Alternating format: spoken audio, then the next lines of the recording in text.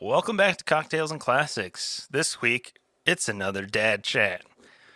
Just two dads drinking and watching, talking about movies your dad's probably seen. I think that's close enough to what it was last time. Yeah, it's in the ballpark. It's Ben and I again. And if you don't know why it's a dad chat, Ben is a recent father, and my wife and I are currently pregnant. So, dad chat, you know? Woo!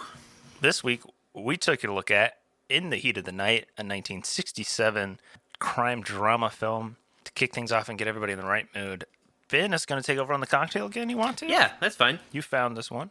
This cocktail is literally called the Sidney Poitier, named after the star of In the Heat of the Night.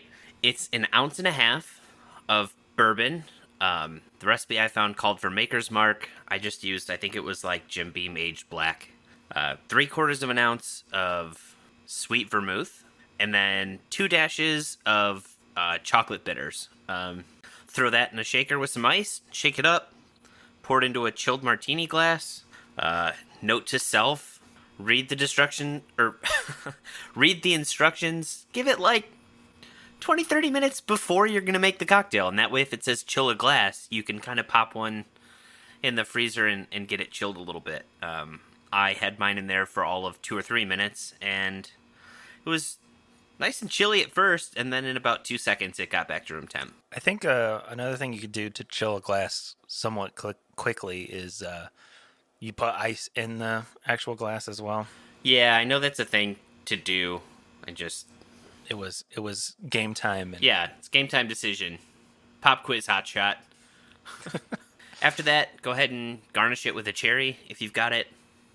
I didn't have cherries. I also don't really like cherry, so I skipped that part. It's good.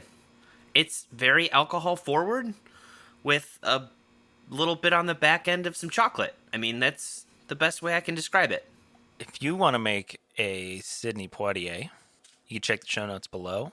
Hit up the Drizzly and Casker links to get yourself some of that bourbon or the sweet vermouth or the chocolate bitters. I'm sure there'll all be links down there below.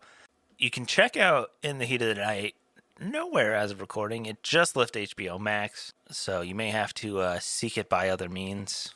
In the Heat of the Night is a 1967 crime drama thriller mystery.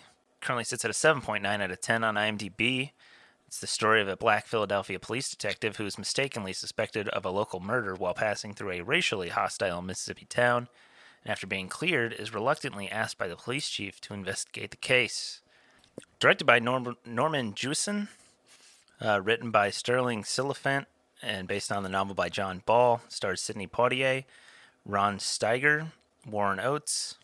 It won 5 Oscars, including Best Picture, Best Actor for Rod Steiger, Best Writing, Screenplay based on material from another medium, Best Sound, Best Film Editing, and was nominated for Best Director, Best Effects, Sound Effects. I had never seen this film. Had you been? I had not. I feel like we've talked about several movies that were released in 1967, And it came up. and every time it's like, oh, what won that year? Oh, In the Heat of the Night. Like, that must be a pretty good movie if it won the Oscar. So I've wanted to watch it, and that's why you suggested it last week when I was gone, and I was vehemently like, no, I want to see that Been goddamn waiting. movie. No, wait. You wait till I'm back. Yeah, I was excited to see this one. I don't know why, but I remember the quote for... I want to say it was a Simpsons reference at some point where they said something along the lines of, call me Mr. Tibbs. And that stuck out to me. So as soon as I realized this was the movie that quote was from, that they made the joke about, I was like, I need to watch it. It's interesting to me that it wasn't Sidney Poitier that won the Best Actor. Like, he wasn't the nominee for Best Actor in a Leading Role. I mean, maybe it has something to do with... Because he ended up winning an Oscar in his lifetime, I believe, correct? Or no? I believe so. Let's see. He won I'm one pretty Oscar for Lilies of the Field. He was nominated for The Defiant Ones. He was the first African American to be nominated for Best Actor.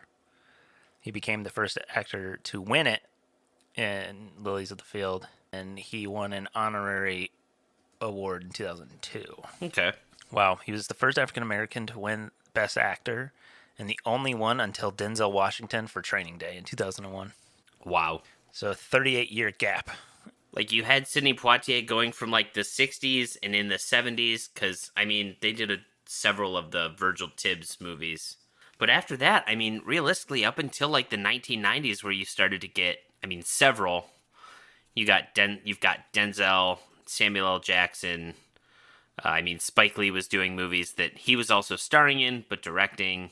But I can't think of anyone really major through the 80s that was like a leading man. That was like big. Yeah, that was like a star. I mean that's part of the thing of like the whole movement of like Oscars so white and stuff is that Oh, yeah. there wasn't really black stories told like from a black point of view, especially until I'd say somewhat lately. I mean, so I'm looking at this list of best actors in a leading role.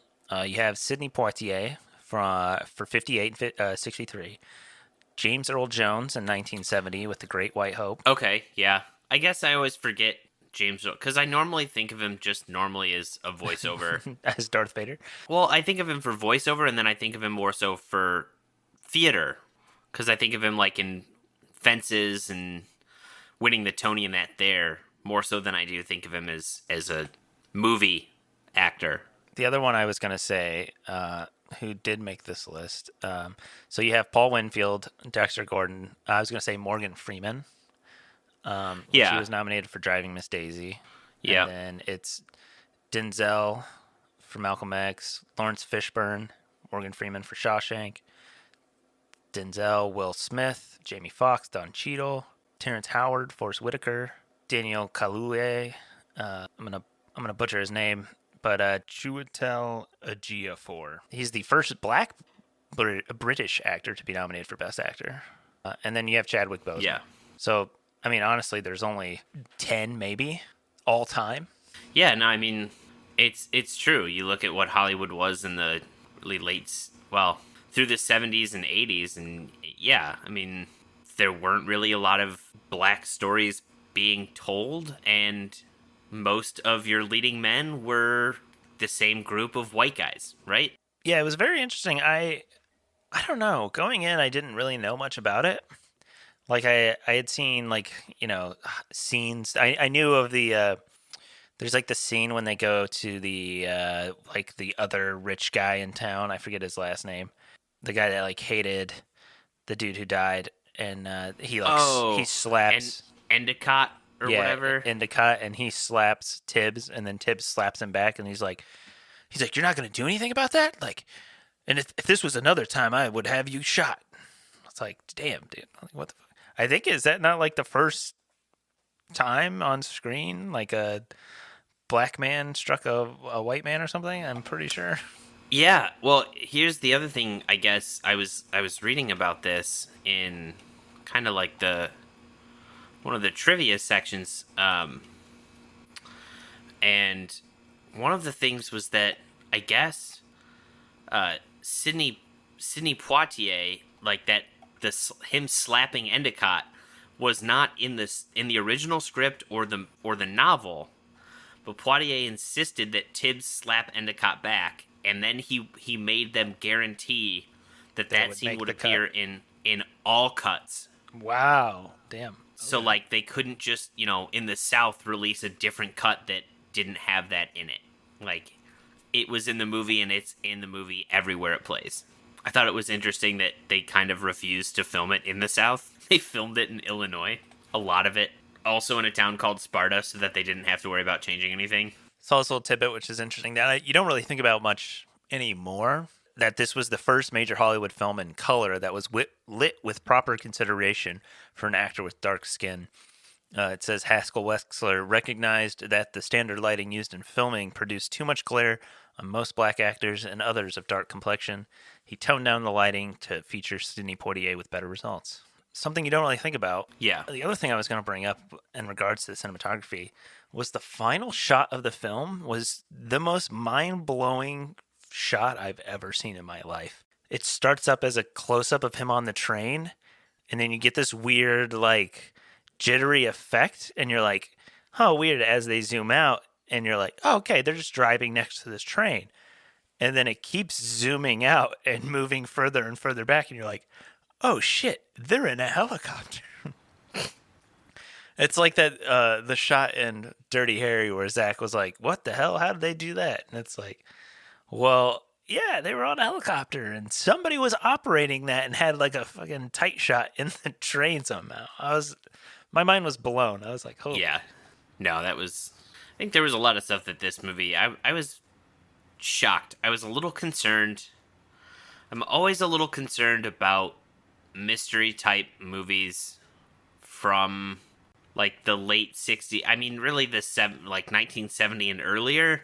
Just because a lot of the times it feels like they can be very played out, and especially, in a world now where it's probably been retold in some form or fashion.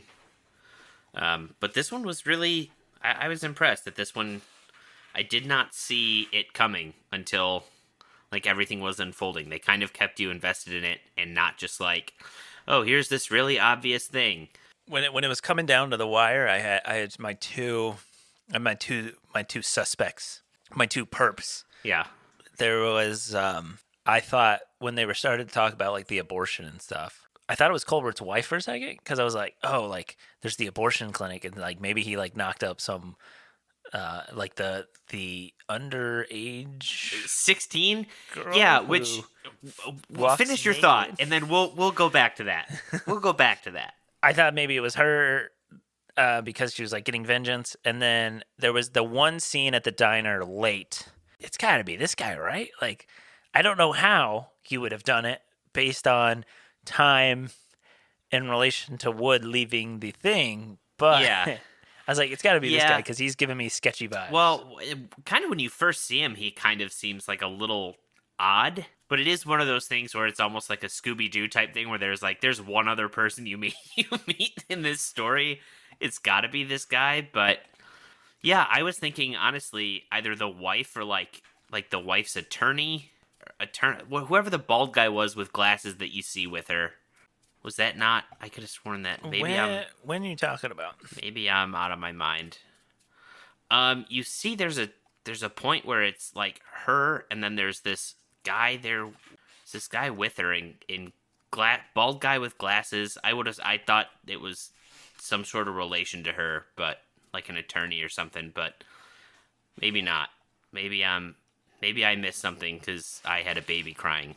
Going back to our previous thoughts. The underage girl who you like flaunts in 5 the minutes window. into the movie, you're seeing, which I will say, people who are listening to this podcast, if you've ever read the graphic novel The Watchmen, throughout like the first half of The Watchmen, so one of the characters, Dr. Manhattan, is like just basically this guy who's blue, and he's naked like the entire book, pretty much. And throughout like the first half to maybe 5/8 of the book, there's always like conveniently something there to block his genitals from being shown. Yeah, it's like in the Simpsons movie when Bart's like clothes come off, and then it's like something's always blocking it as he's like flying through the air. Yeah. It was one of those where it's like, wow, well, I'll give you credit. You did a good job of blocking it so that you never see anything. Because it's creepy enough when you first see the cop ogling this, Woman in the window. And then at the end of the movie when it's like, she's 16. Not only do you feel even more grossed out by the cop, but you feel kind of grossed out yourself because you're like, oh, we saw that. Yeah, but also, like, I will say she's doing it on purpose, but, like, it's just weird. Yeah. Weird choice.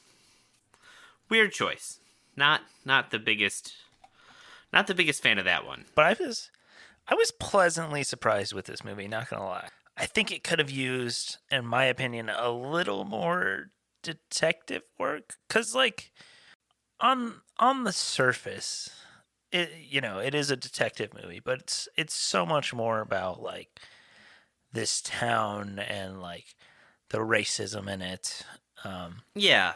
Well, half the what's weird movie, is I feel like a lot of the detective work is done by Tim's yeah, just off screen, and then it's later talked about, where yeah, he's like, no, here's this box of evidence, and this is like the report I have from what I found out from the body. It's like, okay, cool, cool. We're not going to talk about that anymore, and now we're going to go into this other thing. Then Tibbs is like, no, no, no, this all makes sense. Wait, what? When did you have time to solve this?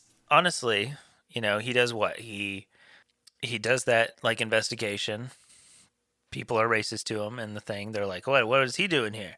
As he's trying to do the autopsy, does the autopsy, has the box.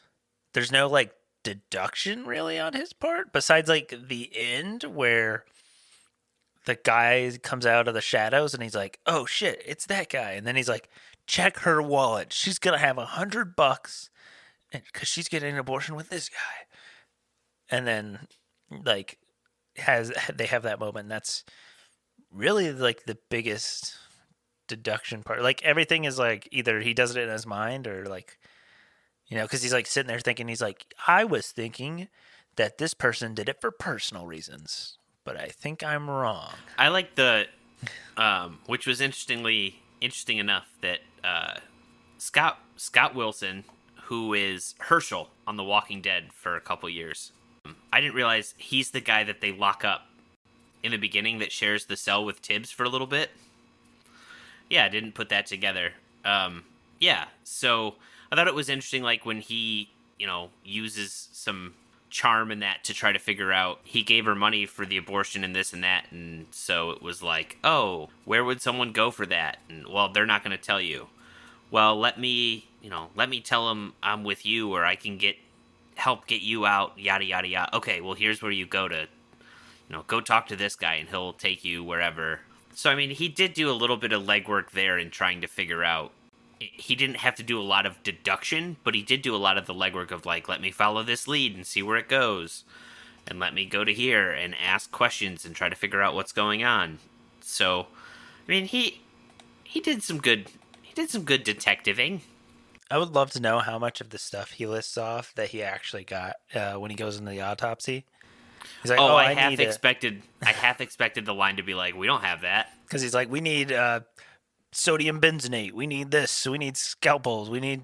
I was like, "Damn, you think this little dinky town has Toothpicks. this?" Toothpicks was the weird one to me. I mean, maybe he just used that to like scrape under the fingernail like he did. Toothpicks? So I'm kind of hard pressed to think of another one that I've watched personally that has like the sort of the odd dynamic that these two have. Like, obviously there's like a detective movie that's kind of like, oh, it's like the old veteran and the newbie, and he's like, no, Oh yeah, they I don't mean, get along. Like, Lethal Weapon. Let's go. yeah, like that dynamic, like Seven even, like Yeah. they don't get along. That's obviously like a huge thing in detective movies is that the two working on the case don't get along. But this one was like But so much normally it's not as further. racially driven. Yeah, Normally it's like, oh, he's black and he's white, but they don't get along. Not because of race. They're just totally different ages. Like, yeah. it's always more so that. No, I think this movie did such a good job of kind of tackle it.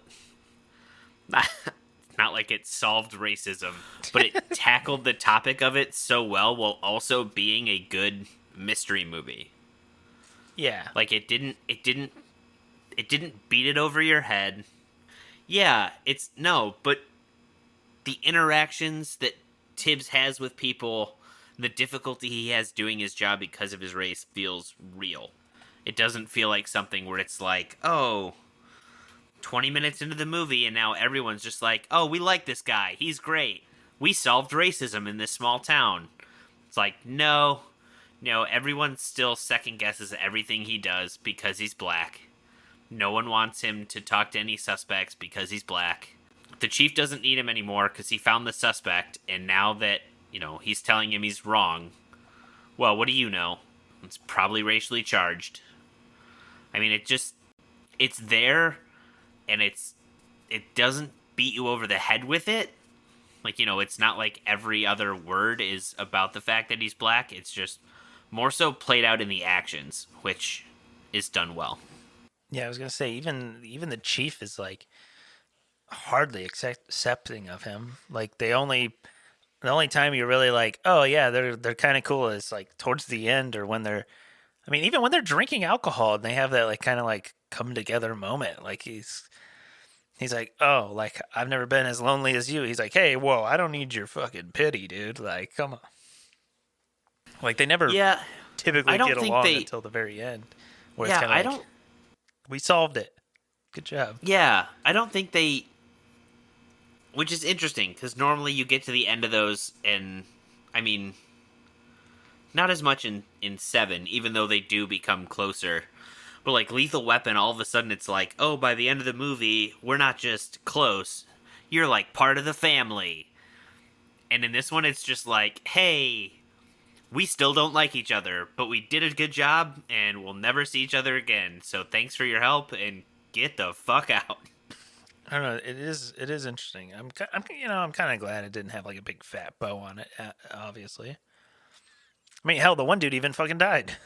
The brother, Yeah, they yeah. just got murked. It's like, okay, Life cool. is messy. There's the takeaway from this movie. Movie tackles a lot. Like it even tackles not necessarily capitalism, but like that's the whole like initial reason people thought that Colbert Colbert was murdered was that like, oh, he's bringing a factory to our town because we need some type of industry to like boost us, and he's going to employ both blacks and whites, and uh, and that's why we think he's going to get murdered, or the reason why he was murdered. And then it turns out no, he was just got murdered because the guy wanted his wallet. He wanted like 600 Yep. bucks. Yep. Just a robbery gone wrong. Yeah, it wasn't even like he's like I didn't mean to murder him. I just wanted to bonk him over the head, and when he woke up, say we were Yeah. assaulted. Oh man, we were jumped from behind. You and I both. Oh, I weird. didn't How come mean you to don't have a then. giant bump on the back Yeah. of your head? He didn't think that far. Give the guy a break. He probably only has like a middle school education. Yeah, I was kind of confused at the beginning when he was like, "Where's that pie you got?" And the pie was just sitting on the counter, but like over to the side. It's like, Yeah. how did you not notice the pie? Yeah. Also, the fly crawling around like inside the pie dish. Did you notice that? God. He killed the Well, one fly, and then he opens up the pie dish, and there's like another fly in there. I was like, oh the other one god. was when he goes to the lady who's running the abortion clinic, and there's like a Oh, moth all or of the something fly that strips.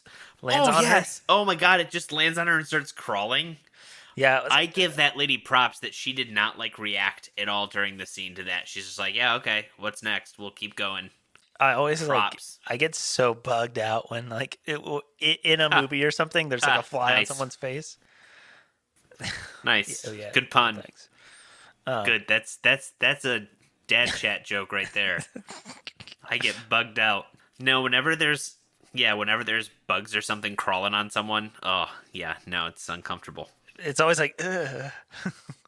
Because it's like they're in the scene and shit, so that they don't even like get freaked out. I'm just like watching. I can't think. There's something I've watched pretty recently where someone had like a fly, like a fly on their face, like crawling Yeah, and it mid crawl. scene. I I'm like, can't remember what it is, but I know what you're talking about. Yeah, they just don't react. It's like, oh, how? how are you immune to this? Not many things have like directly like drawn inspiration from this, but I feel like there is a lot of things that people have like borrowed. Yeah, I'd be curious to know how many like buddy cop movies were around kind of before this, right? Because I feel like this was kind of like the first. I don't want to say like the first, but it just seems pretty early on for like a buddy cop movie. Like it's very it's interesting because I feel like they kind of it's not necessarily like he gets a full redemption, but I feel like they kind of try to be like Look, Chief Gillespie is not such a bad guy at the end. And it's like, well, he was kind of a racist prick for the whole Yeah, first he's 80% not a of the bad. movie. I will say it does feel like one of those things where like he's not a bad guy. He just doesn't really know any black people outside of that one family. Also, he's still pretty much a racist piece of shit. Yeah. They Call Me Mr. Tibbs was voted as the number 16 movie quote by the American Film Institute. Wow. That's actually kind of impressive. Well, number one's exactly what I was about to say. Is it I Am Your Father? Nope. Keep guessing.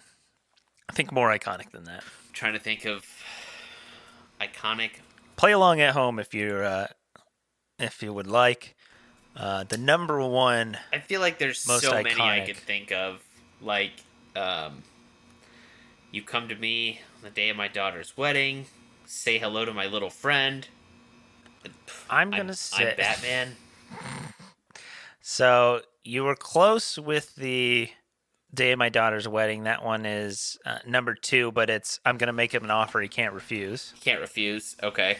That's number 2. Number 1 is Frankly, My Dear, I Don't Give a Damn. I don't give. That makes sense. Yeah. That's what I was gonna say when you were like, "Oh, it's number 16." I was like, "What's number 1?" Frankly, My Dear, I Don't Give it. And then it is. Yeah. Number 3 is You Don't Understand. I could have had class. I could have been a contender. Could have been somebody instead of a bum, which is what I am from On the Waterfront. Yeah, which is props to Marlon Brando. Could you guess the rest of the top 10? That's what I would be interested in. May the Force be with you. Number 8. Let's go. I probably could give you quotes if I knew movies, but I also feel like that's sometimes just a complete gimme. Oh my god. Okay, give me maybe like an actor in the movie, so that way it's not as obvious, but that way I would have some sort of just because I mean, Jesus Christ, there's so many. I could give you years if I'll give you a year of a movie. That would work. To start, I feel like there's got to be down. one of all the gin joints in all the world. She had to walk into mine, or it might be Play It Again, Sam. Same movie. Here's looking at you, kid. Yeah. Yes, that's number 5. Okay. Number 4 is from 1939. Okay, is it from The Wizard of Oz? Is it we're not in Kansas anymore? Yep. Toto, I have a feeling we're not in Kansas We're not anymore. in Kansas anymore. Number 6 will be interesting. It's from 1983. I don't think I've ever seen the movie, but I know the quote. Clint Eastwood is the lead. Okay. Is this one of the Harry Callahan movies? Yes. Oh my god. Is it Go On, Make My Day? Yep. Go ahead, Make My Days. Number 6. Okay. Number 7 is from 1950. You may not have seen this film. The line is I believe it's by Norma Desmond, is the actress. That does not that does not help me. I could give you the movie. What's the movie? Sunset Boulevard. I know it's right there. It's gonna bother me that I can't think of it. All right, Mr. DeMille. I'm ready for my close-up. Yep. I feel like that's one that every time we get to the end of an episode, we're like, what are we going to do next? It comes up as something we're going to watch, and then we never do it. It's a pretty good one. You said number 8, May the Force be with you from Star Wars. Number 9 is also from the 1950s. All About Eve is the movie.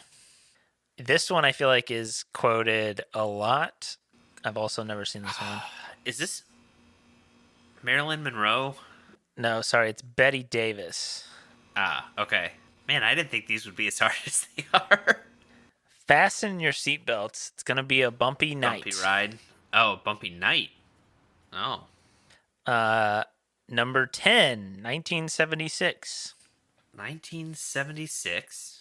Think of iconic lines. We've done the movie on the podcast. Is it The Shining? Is it Here's Johnny? Nope, that's 80s. 76 movie. I feel like we've done a shit ton of movies from 76, haven't we? Maybe a couple at least. Because isn't it the following the 77 Oscars year that we're always like, holy shit, how many movies? So many bangers, yeah. Is it Yeah. Adrian? No, it's not. It's Adrian! it's it's spoken by Robert De Niro. Oh, you talking to me? Yeah. Yep.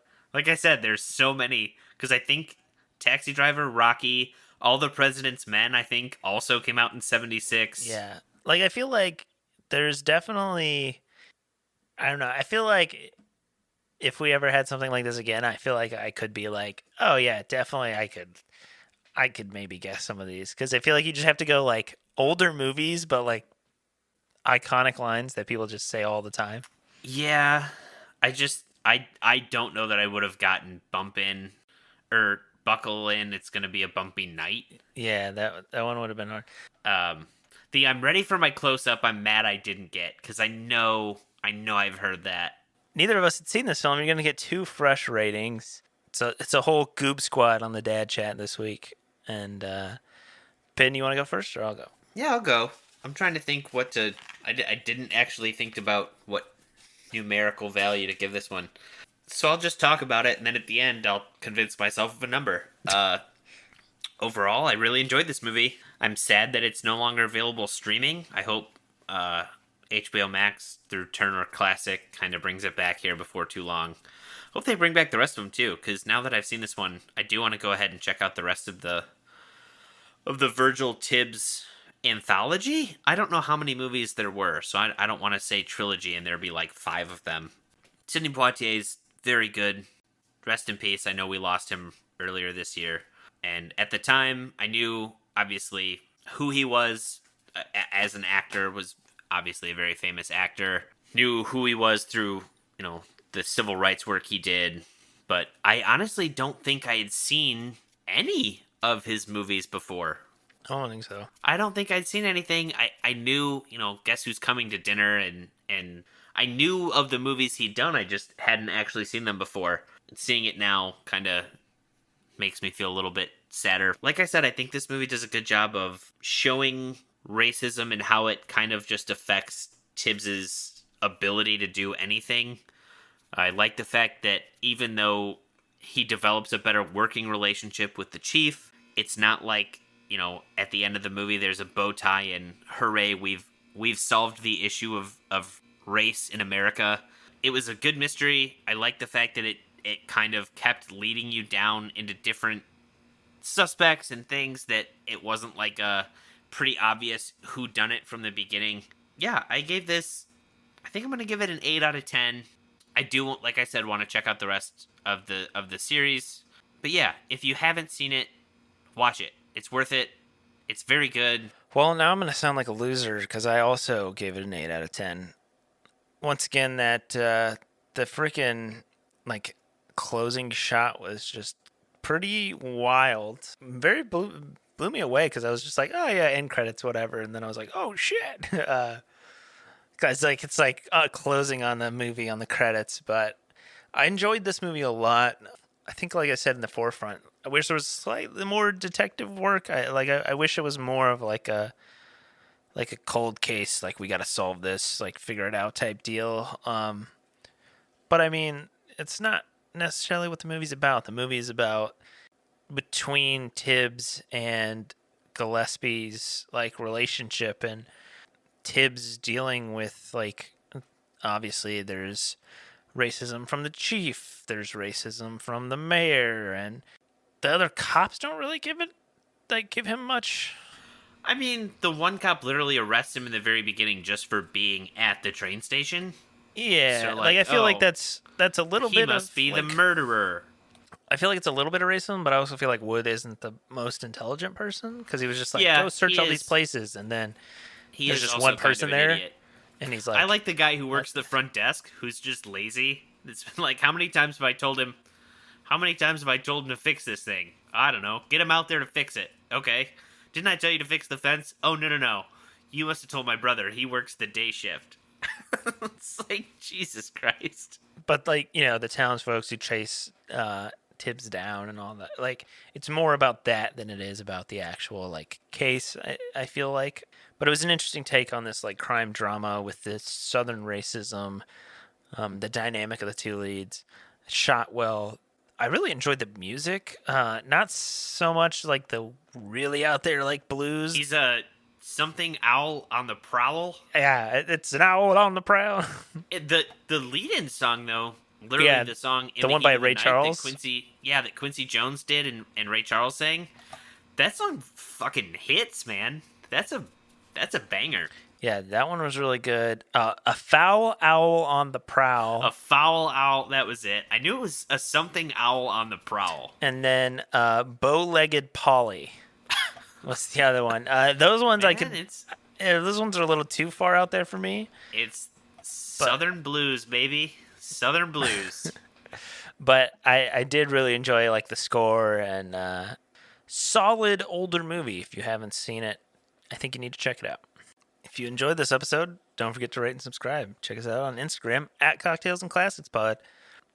Check out the Drizzly and Cashco links below to make yourself your own Sidney Poitier. Check us out next week as we review another classic film. And check out In the Heat of the Night. Hopefully it'll be back on streaming soon, or you could go and probably rent it. It's probably a couple bucks on iTunes or Amazon. And as always, share this with your friends and family and watch responsibly. Just two dads watching movies, drinking cocktails, other stuff. Do do do do.